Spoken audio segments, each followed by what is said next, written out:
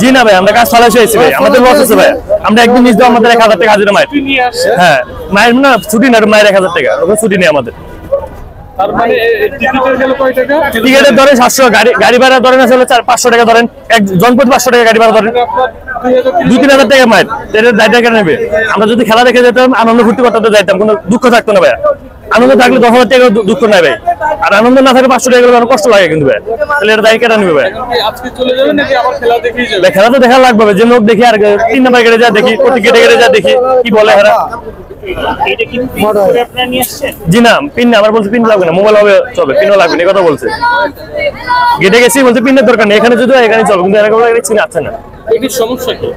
এরাই জানে, আমরা জানি, আমাদের কিছু করার নাই, তাতে তো আমাদের কোনো দোষ নেবে তারা কি বলে সিস্টেমে না, আমাদের আর কিছু করার নাই, এটা এক কথাই শেষ।